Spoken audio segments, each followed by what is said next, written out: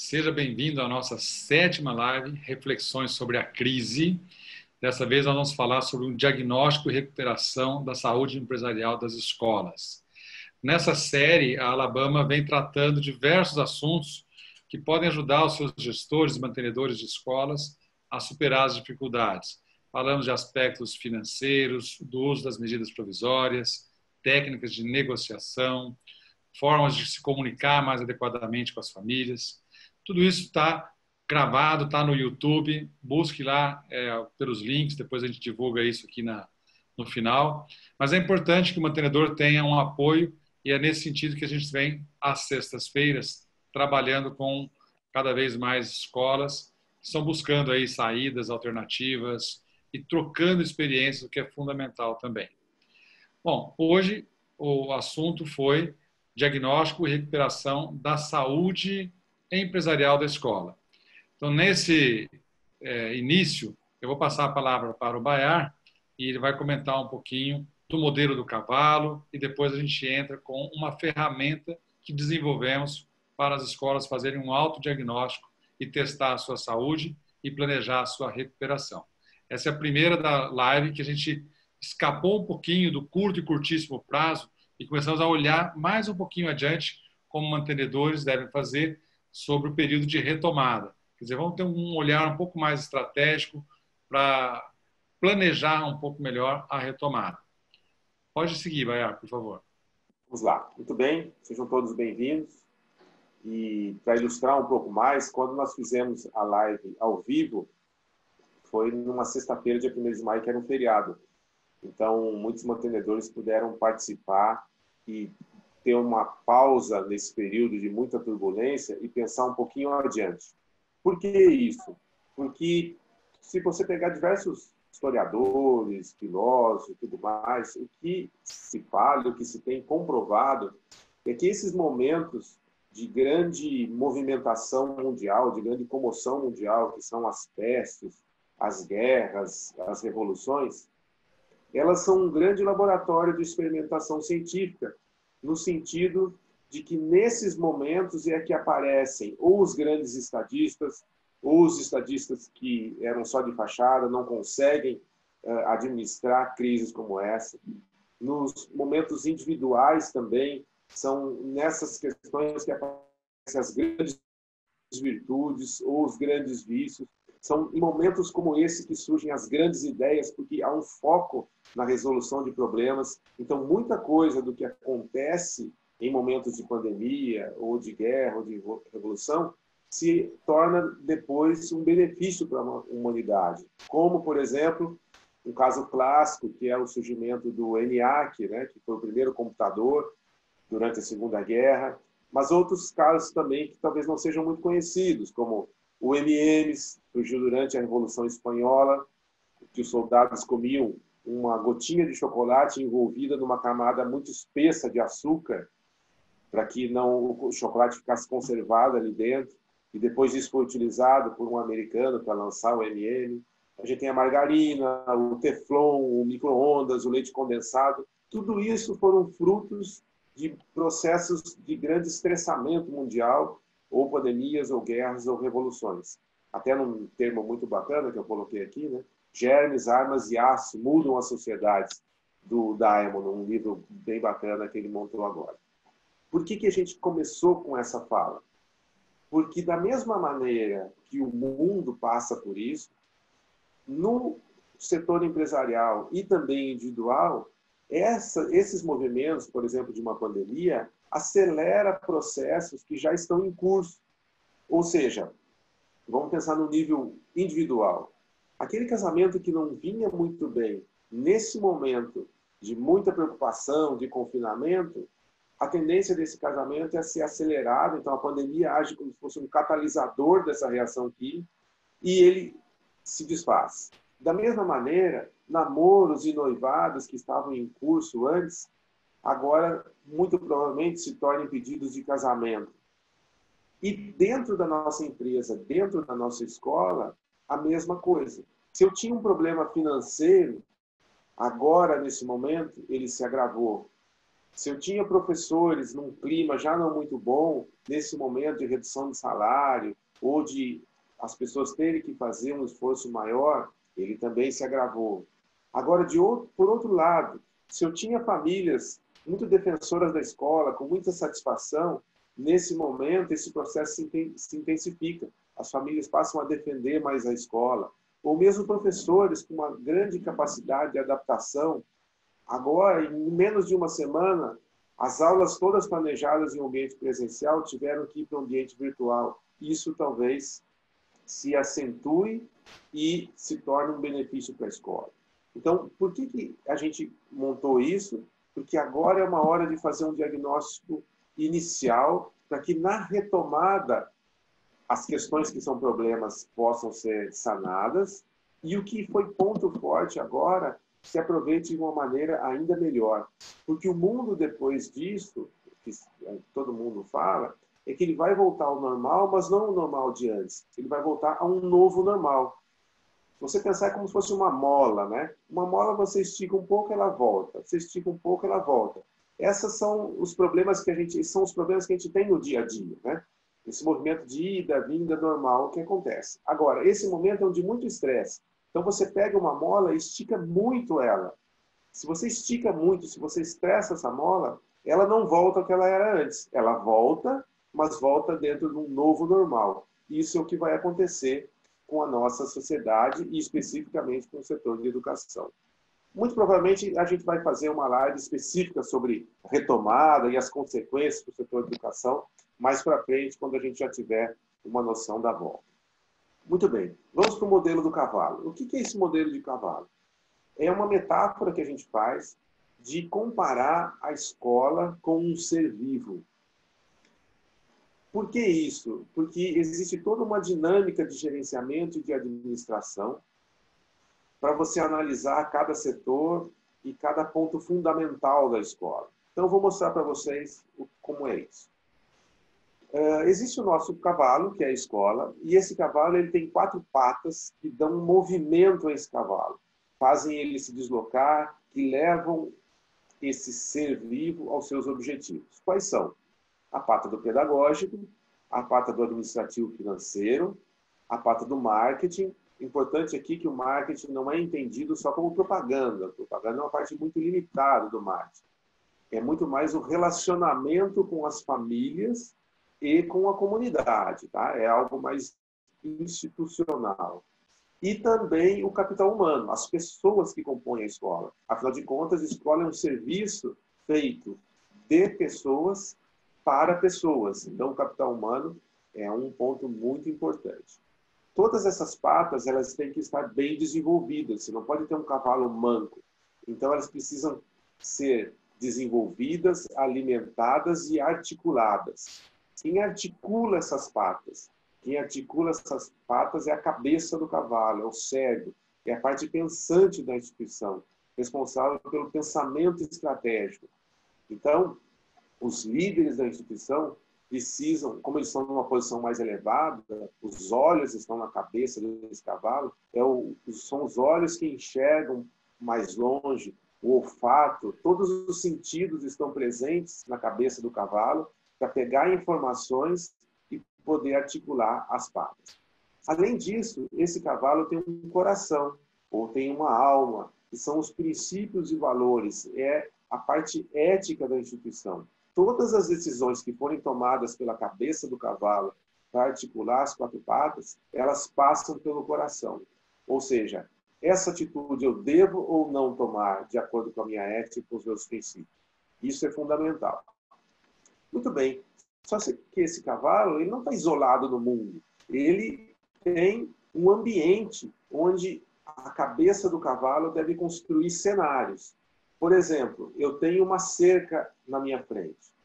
É a cabeça que vai decidir e vai verificar qual é o tamanho da cerca e qual é a minha capacidade, se eu devo acelerar as minhas patas para pular essa cerca, ou se eu devo frear o meu movimento, ir mais devagar e para não bater na cerca e acompanhar essa cerca a contornando. Então, a decisão é do cavalo da cabeça do cavalo, montando cenários e enxergando o ambiente. Também decidir e olhar se é hora de procurar uma fonte de água para me abastecer, para descansar, ou se eu estou num terreno muito sinuoso e escorregadio, que qualquer movimento em falso eu posso cair num abismo, então eu tenho que seguir por esse desfiladeiro devagar, mas sempre para frente, com muito cuidado. É o pensamento estratégico que deve olhar, montar cenários e decidir. Além disso, a gente tem concorrentes. Esses concorrentes também estão no mesmo ambiente, também tomam suas decisões e influenciam nossos movimentos. Percebo que eu não coloquei só outros cavalinhos que seriam outras escolas. Eu coloquei também outros tipos de animais. Por quê?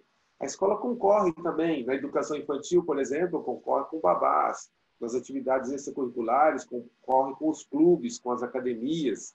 Concorre, talvez, no ensino médio, depois dessa paralisação que a gente tiver, se houver uma autorização para cursos de ensino médio à distância, teremos escolas EAD concorrendo com a nossa escola. Então, esse é o modelo do cavalo comparando a um ser vivo com todas essas variáveis, tá ok? Então, a gente agora vai passar a analisar cada parte do cavalo e depois nós vamos fazer um teste rápido, um diagnóstico de como as patas estão funcionando, né? Nós vamos olhar se nos testes rápidos, se a ferradura está bem colocada, se a pata não tem nenhuma ferida e tudo mais. Mas antes disso, vamos falar um pouquinho sobre governança e sucessão. Por que sobre governança e sucessão? Essa estrutura, né, de quem é dono da escola, e aqui quando a gente fala dono, pode ser uma família, pode ser uma associação sem fins lucrativos, pode ser uma congregação, né? Ela é formada por pessoas que estão num conselho de administração. Mesmo que esse conselho de administração ele não exista. Ele pode ser, não exista no sentido formal, né? Se for um dono só, ele tem que vestir um chapéu uma vez, outro chapéu de outro. Uma vez ele é um diretor, ou seja, ele executa tarefas. Outra vez ele é um sócio mantenedor, que é responsável pela manutenção ao longo do tempo da sustentabilidade dessa organização, de manter os princípios e a missão da escola, de valorizar o patrimônio. É esse conselho de administração, seja uma pessoa, seja um grupo, que tem a responsabilidade de orientar nessa hora como as ações serão tomadas pela diretoria, por quem executa dentro da escola. E aqui é uma coisa interessante que, assim, por que tem planejamento sucessório aqui também? Porque, às vezes, tem várias gerações, né? Tem uma geração mais nova e uma geração mais nova. E esse é um processo em curso, ou que já aconteceu, ou que está para acontecer. Aqui é o momento de pensar, é hora da experiência dos mais velhos ou é hora da força dos mais jovens? A gente fala sempre de passagem de bastão, né? Que muitas vezes é hora do mais jovem passar o bastão para o mais velho. Desculpa, o mais velho passar o bastão para o mais jovem. Mas nessa hora talvez seja o contrário. Talvez seja a hora do mais velho tomar o bastão do mais jovem, porque ele tem mais experiência, ele tem mais calma, ele tem mais conselhos para dar, né? Então, entender melhor como é que é esse processo dentro da escola e o que já vinha acontecendo, se isso vai se acelerar ou não, ou a hora de trabalhar em conjunto em forma de sinergia. E antes de passar para o Maurício, só um conselho. A gente sabe que nesse momento existe um turbilhão, aí a escola está no olho do furacão de pedido de desconto, de reclamação dessas aulas remotas, né? É um problema atrás do outro. Mas quem é que tem que tentar sair desse incêndio e olhar o futuro? A única pessoa que tem essa responsabilidade muito bem definida é o mantenedor. Então, é o conselho inspetorial, é o conselho da associação, é o sócio dono da escola. Eles precisam ter esse olhar e pensar assim, e depois que isso passar, como vai ser? O que eu estou fazendo hoje vai comprometer demais o meu retorno para essa retomada? Quanto das atitudes que eu estou tomando agora vão refletir e impactar muito no meu futuro? Essa é uma responsabilidade exclusiva dos donos da escola, sejam eles em que modelo estiverem. Ok? Então, vou passar para o Maurício, que aí agora, ele, como um bom veterinário, vai explicar sobre todas as demais partes do cavalo. Pode ir lá, Maurício. Muito bem. Pensando no ciclo da retomada, nós criamos aqui uma ferramenta gratuita, básica, e você pode digitar esse link aí, Teste Rápido Alabama, para fazer o seu diagnóstico, ou usando a câmera do seu celular, fotografar esse QR Code, de onde você vai ser encaminhado para o SurveyMonkey para responder a um formulário. E esse formulário vai exatamente permitir que você reflita sobre a sua escola, reflita sobre cada uma das 4 patas do cavalo e perceba como é que está o meu financeiro, como é que está a parte do marketing, meu relacionamento com as famílias, como que é a minha pata das pessoas, meus talentos, as pessoas que estão à disposição, né, trabalhando na empresa, como está o meu pedagógico. Fazendo esse check-up rápido, você tem talvez uma base para pensar no período de recuperação. E aí sim, planejar esse novo período, executar, avaliar com métricas e trazer uma visão para a sua gestão de como que você vai alimentar esse processo de novo e corrigir determinados aspectos nas finanças, no marketing, nas pessoas. Esse é um ciclo infinito, né? Então, o ponto hoje é, vamos fazer um diagnóstico, vamos parar um pouquinho. Como o Bar comentou, nós até achamos interessante a live ter acontecido no dia 1º de maio, que era um feriado, e foi um dia interessante para as pessoas poderem sair daquele turbilhão do dia a dia de demandas que estão acontecendo e poder olhar com um pouco mais de calma para a sua própria escola.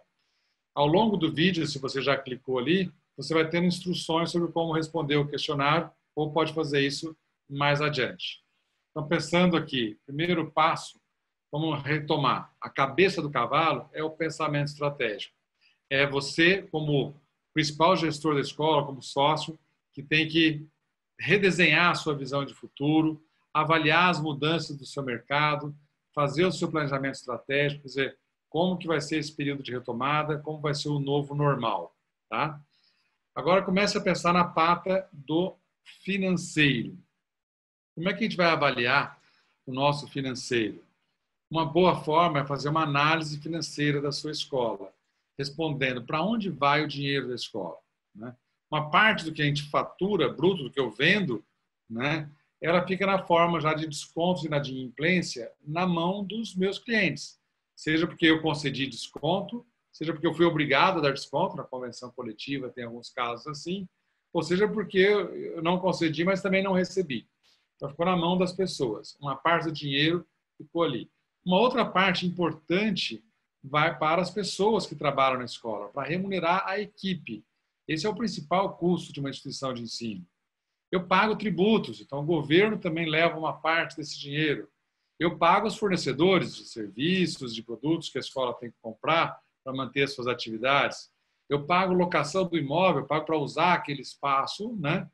Eu reinvisto uma parte que ainda sobra dentro da escola, comprando novos mobiliários, fazendo investimentos pedagógicos, e se tudo correr bem, ainda distribuo uma lucratividade entre os sócios. Aí houve uma pergunta durante a live exatamente sobre essas métricas, se existe aí uma margem comum às escolas, se existe um percentual adequado para cada uma dessas fatias, né? E a gente responde que não. A gente tem métricas, sim, de várias escolas, mas essas métricas são específicas por agrupamento. Uma escola que só tem infantil é diferente de uma escola que tem todos os segmentos, né? A composição dos cursos ela é diferente. As escolas premium e as escolas low cost têm estruturas de custos bem diferentes também. Então, não dá para a gente aqui chamar a atenção de vocês ou recomendar alguma proporção adequada nessa distribuição. Isso seria um caso mais específico, escola por escola, avaliando cada uma delas. Mas está mais ou menos, a grosso modo, esses números aí, essas fatias, estão visualmente adequadas, vamos chamar assim. Então, você avalia primeiro, na hora de você fazer o seu questionário de diagnóstico financeiro, avalie primeiro o seu resultado operacional. Essa operação, ela gera recursos, ela tem uma margem, ela está produzindo uma sobra para a escola, ou ela já está trabalhando no vermelho? Outro aspecto importante é a liquidez. O que é liquidez? Você tem disponibilidade para pagar as contas imediatamente? Vai vencer a folha de pagamento? Você tem dinheiro em caixa? Chega a conta para pagar, você tem dinheiro em caixa? Como está a liquidez da sua escola? E outro é o endividamento. É natural que uma empresa tenha um certo grau de endividamento, seja para fazer novos investimentos, até para capital de giro. Mas o que eu estou chamando a sua atenção, que não é saudável, é você me dizer que há 3 anos você fez um empréstimo e para pagar em 12 parcelas, e quando terminou esse financiamento você teve que fazer um maior ainda, e depois um maior ainda, e agora você está mais endividado ainda. Esse endividamento está crescente, e isso não é bom. Então, para avaliar a sua saúde financeira, na hora de responder o questionário, e nas outras também vai ter essa mesma estrutura, você considera muito doente, você está mal nesses 3 critérios. Doente, se você está mal em 2. Está normal se você tiver dificuldade em um critério ou no outro. E você está muito saudável financeiramente, se você tem uma escola que tem um bom resultado operacional, tem liquidez e não tem nenhuma dívida fora de controle. Aí você está muito saudável. E no marketing? Como é que você vai fazer o seu autodiagnóstico de marketing? Pense na sua escola, vão também trabalhar com 3 critérios. O primeiro é a sua escola fideliza e capta alunos. Qual é a performance de matrículas na sua escola? A gente trabalha com métricas específicas e aqui a gente deixou um percentual ali para as escolas, esse é mais comum para as escolas de infantil até ensino médio. Tá? Se você conseguir fidelizar cerca de 90% dos seus alunos de um ano para o outro, você está saudável no aspecto de fidelização. Eu estou excluindo os alunos formandos. 90% de quem poderia se rematricular vem se rematriculando. Ok, muito boa.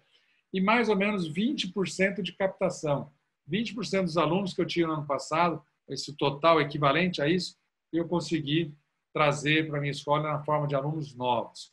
Quem consegue esse tipo de soma, 90 mais 20, tem um crescimento orgânico bastante saudável. Essa é uma métrica importante e é uma forma de você avaliar a sua pata de marketing, tá bem? Satisfação. As suas famílias estão mais satisfeitas do que a média? A gente usa também aquele recurso da métrica do NPS. Não sei se todos conhecem, então vamos reproduzir um pouquinho esse conceito. Ele vem daquela pergunta fundamental de marketing, muito explorada na biografia de marketing. Você recomendaria esse produto ou serviço para um amigo? Você recomendaria essa hospedagem, esse destino turístico? Todos nós já respondemos em algum momento da nossa vida esse tipo de pergunta. E aí você calcula. Quem responde 9 ou 10 para essa pergunta, ou seja, com certeza recomendaria, estou muito satisfeito, é um defensor da sua marca, da sua escola. Quem responde de 0 a 6 é considerado um detrator. E a proporção de defensores menos detratores gera esse indicador chamado de NPS. Esse NPS é uma métrica importante no marketing e avalia, de certa forma, o grau de satisfação das famílias. Como são as suas famílias na sua escola? Elas são bastante satisfeitas? Você tem muitas famílias defensoras e quase ninguém detrator? Ou inverte um pouco essa relação? Como que fica a sua medida de NPS? E o terceiro critério é a sua participação relativa de mercado. Você está num mercado que vem crescendo e a sua escola está crescendo mais rapidamente do que os seus concorrentes? Muito bom, saúde para você. Ou não, minha escola vem encolhendo gradativamente, meus concorrentes estão ganhando espaço. Analise esses 3 critérios para pensar na saúde financeira da pata do marketing do seu cavalinho. E vai me responder lá, está muito doente, normal ou muito saudável. Né? E no capital humano, como que é a avaliação da pata de pessoas, da pata de capital humano? Primeiro vamos começar a falar da equipe. Dentro da sua equipe, você tem lideranças bem estabelecidas? Tem pessoas competentes? Agora que a gente foi desafiado no aspecto da inovação, é uma equipe que consegue adotar novas metodologias, ela realmente inova quando precisa, tem um jogo legal entre a equipe? Ótimo, é um sinal de saúde. E a produtividade, a eficiência dessa equipe? O quanto essa equipe consome de recursos, pagando a folha de pagamento, mais do que retorna na forma de benefícios para a instituição? É uma questão de produtividade aí no sentido de eficiência da sua equipe. E como é o clima organizacional? Como que é o relacionamento entre as pessoas da equipe e qual é o engajamento que elas têm com a escola? É uma equipe que veste a camisa ou que está rangendo, está dando trabalho, está muito resistente nesse período? Avalie esses 3 critérios e responda sobre o capital humano a pata das pessoas. E, finalmente, a pata do pedagógico. Como é que você vai fazer uma avaliação do pedagógico na sua escola? No nosso caso aqui, você vai responder também baseado em 3 critérios. O primeiro deles, os resultados. Você tem resultados objetivos no pedagógico? E aí, é claro, cada escola tem uma proposta e esse resultado tem que estar baseado na proposta que você tem. Se você é uma escola que quer formar o aluno para o vestibular, ela tem um resultado importante que é Enem. Então, quais são as notas de Enem? Não, Maurício, eu não tenho isso. Minha escola só tem educação infantil. Qual a proporção de alunos que saem alfabetizados? Como que é a presença das famílias nas reuniões de pais ou nas festividades? Como você vem desenvolvendo? Então, você sabe o que você quer, você tem como medir se você realmente atinge os resultados pedagógicos. Outro aspecto é o metodológico. Nós estamos vivendo um momento de tanta inovação, de tantas novidades. As crianças hoje são muito diferentes das crianças de 10 anos atrás. Então, há uma evolução de metodologias de ensino. A sua escola consegue acompanhar as novas metodologias ou ela ficou para trás e não tem essa capacidade de inovar pedagogicamente, de acompanhar as mudanças pedagógicas? E, como último critério para avaliar a saúde da pata pedagógica, a execução do planejamento. Todas as escolas fazem o seu planejamento anual e devem executar esse planejamento ao longo do ano. Quantos por cento desse planejamento você tem executado? Você percebe que os seus professores conseguem realizar o que foi planejado? Uma escola mais saudável executa tudo que foi planejado. Uma escola menos saudável deixa para trás. E aí, às vezes, vai acumulando de um ano para o outro até. Nós tivemos uma situação numa escola em que o professor de matemática, na primeira reunião do ensino médio, né, veio para uma família de primeiro ano e disse: olha, o seu filho veio para o ensino médio completamente sem base. E a família respondeu: é uma pena, porque ele estuda nessa escola desde a educação infantil. Olha o impacto que isso tem, gente. Como isso é problema para a escola. Claro que o professor devia estar melhor informado, não devia dar um espaço para esse tipo de crítica. Mas para quem está avaliando o resultado pedagógico, é sinal que o planejado não foi executado adequadamente. Então, avalie a sua escola, faça o seu autodiagnóstico das 4 patas do cavalo e você vai ter um ranqueamento ali de como que está a sua saúde enquanto organização. Você pode estar lá desde o muito mal até o excelente. E aí você começa a pensar no período que vai ser após essa crise, como que vai ser a recuperação do seu negócio. Se você está saudável em várias patas, fica mais fácil de perceber aonde você vai enfatizar.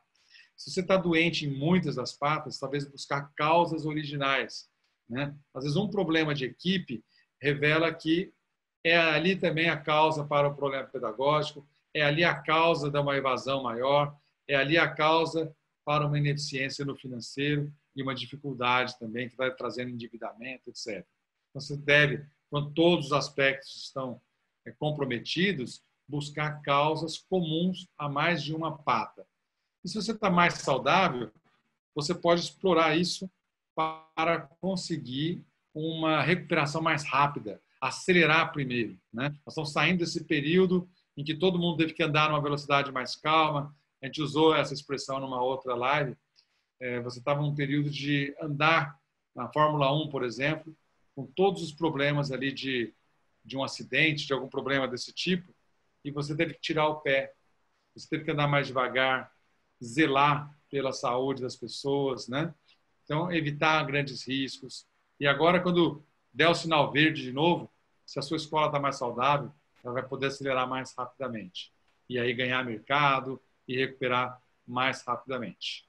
Acho que foi isso que nós trouxemos aí na parte de introdução dos assuntos de hoje e depois seguimos para as perguntas e respostas, não é isso? Maurício, antes de passar para o Alfredo, né, que ele vai responder a primeira pergunta que surgiu, né?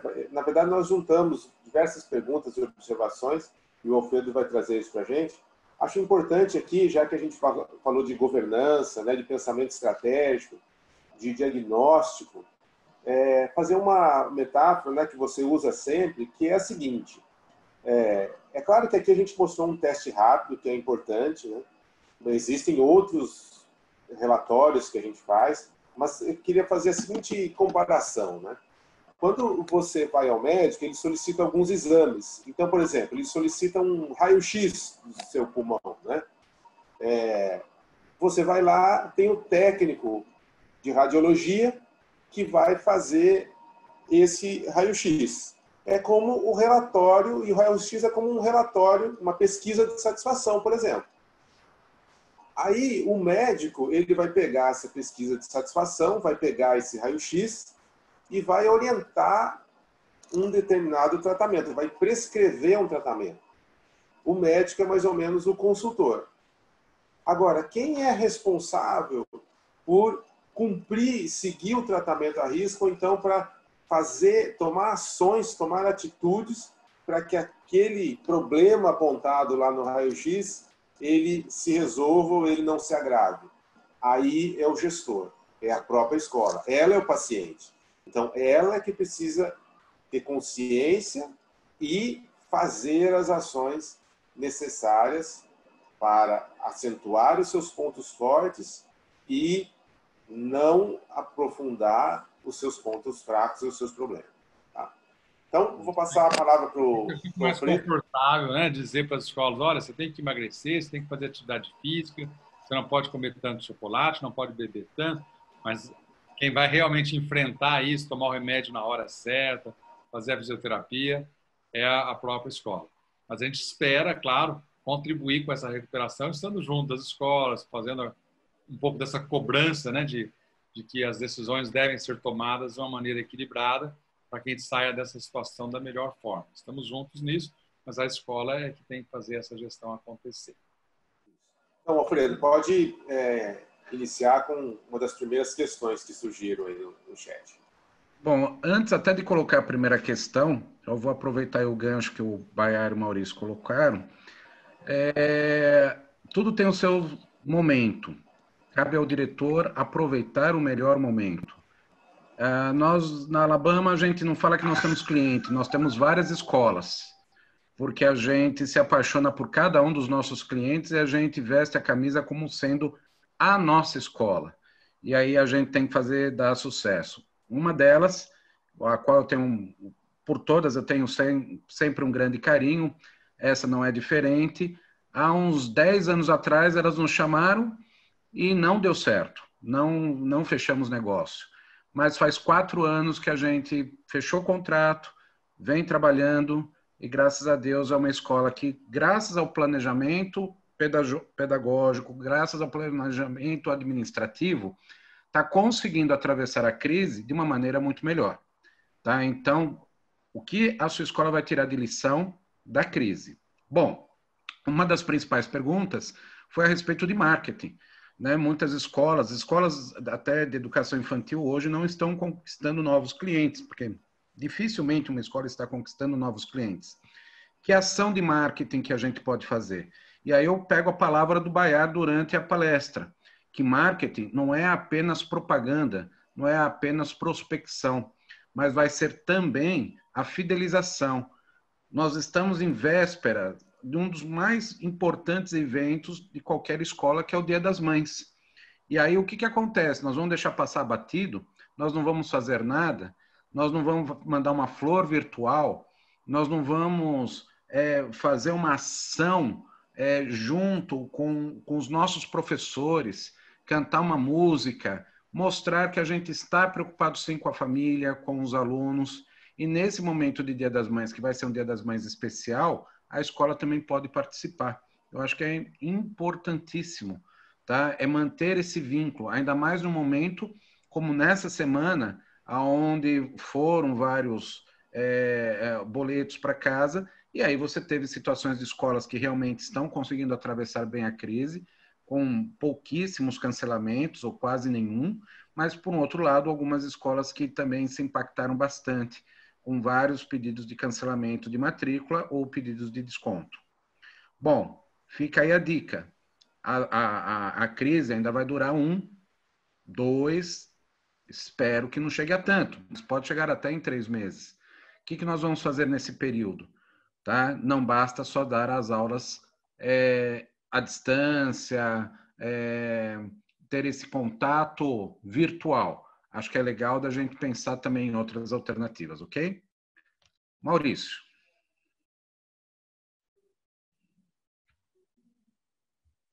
Maurício, seu som está desligado. Ótimo, obrigado.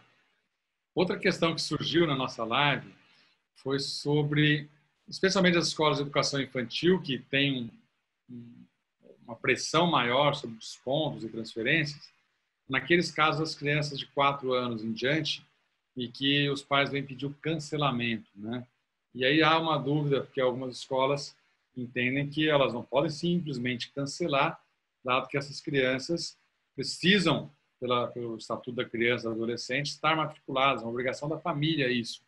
Então, que elas não aceitam apenas o cancelamento, tem que ser uma transferência para outra escola. E a escola tem a responsabilidade de informar o conselho tutelar caso essa família simplesmente tire o filho da escola sem criar uma alternativa para essa criança continuar estudando. O que a gente definiu, como ali até na discussão com outros participantes da plateia, trazendo contribuições, é que você tem sim a responsabilidade e deve informar isso à família, mas deve acertar o tom dessa conversa, né? Não deve ser um tom de ameaça, olha, se você está tirando seu filho aqui, eu vou te denunciar para o Conselho Tutelar. Isso, na verdade, tira qualquer possibilidade de uma retomada futura com essa família. Talvez o mais adequado seja, primeiro, se está muito impactado pela crise, vamos criar uma situação de um desconto especial, vamos formalizar um desconto, acho que o Bayer vai tratar um pouco mais isso na sequência. Mas a escola colocar, olha, nós somos corresponsáveis por essa criança. Eu tenho a responsabilidade de informar o Conselho Tutelar caso ela não esteja em uma outra escola. Então, seja um documento de transferência e não um mero cancelamento. Eu tenho que observar isso formalmente para que a minha escola também não seja responsabilizada. A família pode querer assumir um risco, mas a escola não deve fazer isso da mesma maneira. Então, é importante sim e serve como uma barreira à saída esse tipo de argumentação.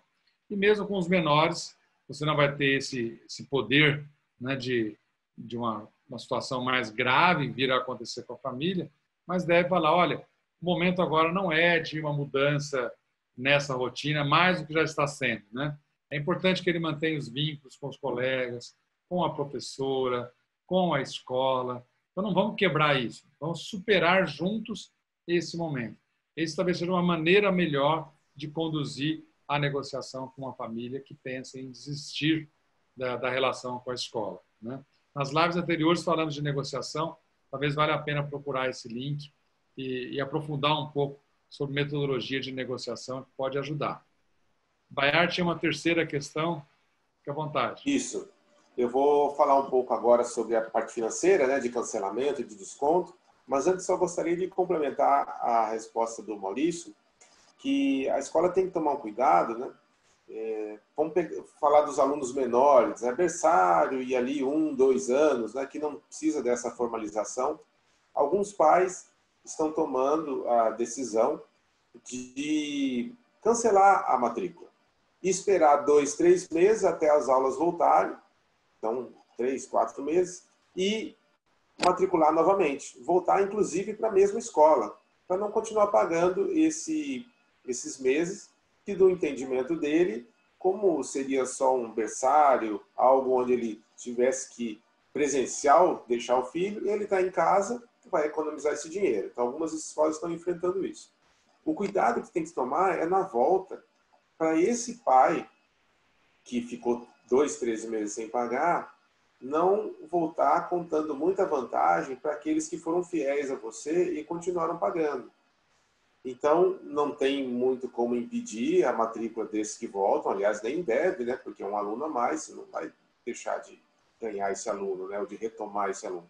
Mas talvez você consiga fazer algo para premiar, bonificar essa fidelidade que os alunos que ficaram com você tiveram.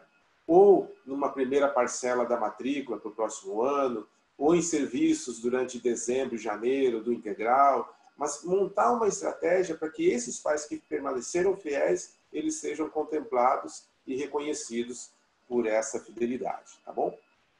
Então, Eu vou entrar na última questão que surgiu, que foi sobre esse cancelamentos e pedido de desconto. Lembrando que esse número que está aparecendo na tela, o 11 971 516 894, é o número da nossa central de relacionamento. Se você quiser o PDF com as telas dessa apresentação, se você quiser se cadastrar para receber o convite das nossas próximas lives, que acontecem todas as sextas-feiras durante esse período de paralisação, só mandar um alô, manda um oi com seus dados para esse número, que nós vamos cadastrar e enviar para você. Tá? E também, se você quiser fazer parte de um grupo Alabama ou quiser receber uma proposta nossa, pode também preencher esse questionário que está aqui, são poucas perguntas, do SurveyMonkey e Grupo Alabama. Digita isso no seu navegador e tem umas questões que a gente depois entra em contato com você ou com a sua escola. Muito bem. O que surgiu nessa live? Então, duas questões.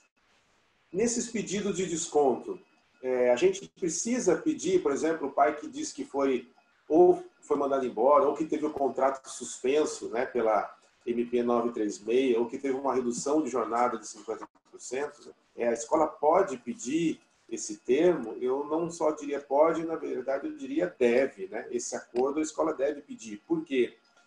Nós recebemos notícia de algumas escolas que o pai chegou lá e disse: olha, eu tive meu salário reduzido, minha jornada reduzida em 50%, então eu gostaria de pedir um desconto para a escola, né? Pelo acordo que a minha empresa fez. Aí a escola iria conceder, mas resolveu pedir o termo e foi ler com mais detalhes. Então, realmente, ele teve a jornada reduzida em 50%, o salário reduzido em 50%, só que a empresa ia conceder uma ajuda compensatória permitida pela MP que recompunha todo o valor do salário. Ou seja, essa família, esse pai, não perdeu nada da remuneração, mas queria aproveitar o fato para tentar conseguir o desconto. Então, aquilo que eu falei lá no começo, nesses momentos de crise, acelera um processo já em curso ou é um grande laboratório de experimentação científica de virtudes e vícios, né? Então, era um pai que estava tentando usar de oportunismo para essa situação. Por outro lado, uma iniciativa muito interessante, numa escola cliente nossa, fez uma enquete, uma pesquisa com diversos pais para saber a necessidade, né, de desconto e se a renda tinha caído e tudo mais. E uma das alternativas de uma das perguntas era o seguinte: a minha renda não caiu, eu mantive a minha renda e, inclusive, eu estou disposto a abrir mão do desconto que eu tenho para conceder para aquelas famílias que mais precisam. E essa alternativa, 15% dos respondentes assinalaram, ou seja, se dispuseram a abrir mão do desconto para conceder a outras famílias, né? De novo, aquele comportamento, um comportamento solidário, responsável, se preocupando com o outro, que aflora ainda mais nesse momento. Aí o que a escola fez, então? Entrou em contato com esses pais e criou um fundo. Retirou esses descontos e mais um motivo para ser responsável, para conceder para quem precisa, né, para repassar esses descontos para quem precisa, mais um motivo para exigir documentação e para ser responsável. Porque, na verdade, ele está gerenciando algo que a princípio não era dele, né? A escola pegou um valor que as famílias abriram mão e tem a responsabilidade de usar bem esse recurso, né? Uma atitude bem bacana e uma ideia que talvez dê para ser usada na sua escola. Tá bom? Então eu me despeço por aqui, agradeço. Quem quiser assistir a nossas outras lives de diversos assuntos no nosso canal do YouTube, então você entra no YouTube e procura Alabama Consultoria. E tem lá os outros vídeos. Se você gostar, dá um joinha lá nos vídeos. E toda sexta nós temos os nossos. Vou passar a bola agora para o Maurício e para o Alfredo para se despedirem. Eu daqui agradeço e até uma próxima. Pessoal, obrigado mais uma vez por estar acompanhando a gente. Para a gente sempre muita alegria ter as escolas participando. Obrigado, até a próxima. Tchau. Eu reforço aí que o Baiar colocou a respeito do grupo da Alabama. Eu estou recebendo novas escolas. A Alabama está com um pacote especial, com preço e condições totalmente especiais para esse momento de pandemia. Então, quiser, utilize o link aí do SurveyMonkey, da Alabama Grupos, responda lá as perguntas. Se tiver interesse de receber uma proposta, sem compromisso nenhum, a gente manda. E aí a gente, quem sabe, começa a ajudar vocês a atravessar esse momento aí tão difícil, tá ok? Fica um abraço para todos e assistam a gente, dá o joinha lá no YouTube, que nós vamos ficar bem felizes. E inscrevam-se também no nosso canal, porque aí na hora que a gente posta lá os novos vídeos, vocês já ficam sabendo de novos vídeos, tá ok? Obrigado.